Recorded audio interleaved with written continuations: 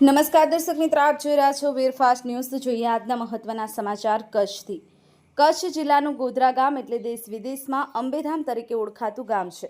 ત્યારે ગોધરા ગ્રામ પંચાયત દ્વારા ગામમાં રેગ્યુલર સફાઈ કરવામાં નથી આવતી, તેમજ અનેક વિકાસ કામો ઘણા લાંબા સમયથી અટક્યા પડ્યા છે। ત્યારે હાલમાં એ જ સરપંચ જિલ્લા પંચાયતમાં ઊભા છે, તો એ સરપંચ તરીકે કામ નથી કરતા, તો એ જિલ્લા પંચાયતમાં ચૂંટાઈ આવ્યા પછી શું કામ કરશે? તો આ બાબતે ગોધરા ગામના મતદારો જાગે અને આ બાબતે ખાસ ગંભીરતા દાખવે એવું ગામ લોકો કહી રહ્યા છે। વીર ફાસ્ટ ન્યૂઝ કચ્છ।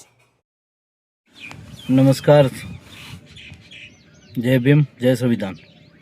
હું મયુર મહેશ્વરી, અધ્યક્ષ કચ્છ જિલ્લા આંતરરાષ્ટ્રીય ભીમ સેના। આજે આ વિડીયોના માધ્યમથી જણાવવાનું કે કચ્છ જિલ્લાનું માંડવી તાલુકાનું ગામ એટલે ગોધરા ગામ, અને ગોધરા ગામ એટલે અંબેધામના નામથી ગુજરાત ભારત દેશમાં ઓળખાતું ધામ છે। અને એ જ ગામમાં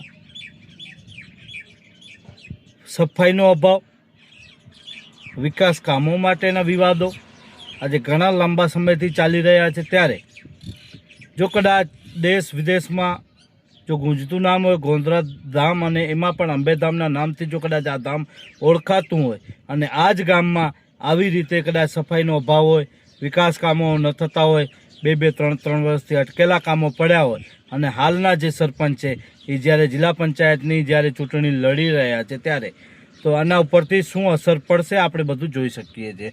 તો આ બાબતે મારી માગણી છે ત્યાંના મતદારોને, ગોધરા ગામના મતદારોને, કે મેં જે પ્રમાણે વિડીયો જોયા, જે પ્રમાણે કામો નથી થતા, સફાઈ નથી થતી, ને એ જ વ્યક્તિ જ્યારે આજે જિલ્લા પંચાયત લડતા હોય તો એમાં કેટલી મોટી અસર પડશે, કારણ કે કેટલા કામો થશે એ આપણે જોઈ શકીએ છીએ। જ્યારે સરપંચ છે, સરપંચ તરીકે જો કદાચ કામો ન થતા હોય અને એ હવે જિલ્લા પંચાયત લડતા હોય, જિલ્લા પંચાયતમાં જો કદાચ એ ચૂંટાઈ આવે તો એ શું કામ કરશે ત્યાંના લોકો સમજી શકે છે, અને આપના જે પણ વિસ્તારના મતદારો છે એ ખાસ સમજી શકે છે।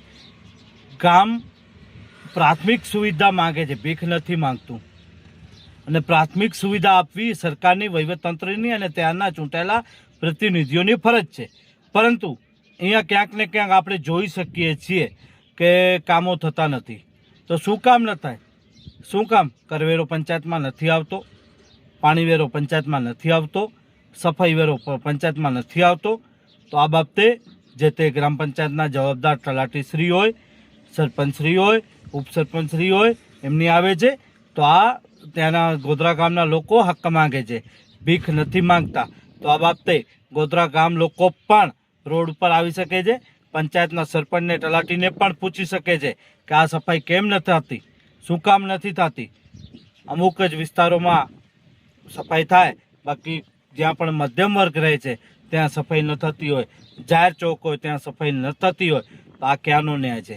તો આ લોકોને પણ હું કહું છું કે આ ભાજપ સરકાર જાણી જોઈ અને લોકો સાથે જે અન્યાય કરી રહી છે, અને આ જે હમણાં જ જે સરપંચ છે એ હવે જિલ્લા પંચાયત લડી રહ્યા છે, તો ત્યાંના મતદારો જાગે અને આ ભાજપ સરકારના જે પણ ચૂંટાઈ ઉમેદવારો છે એ લોકોને જાકારો આપે એવી મારી વિનંતી છે।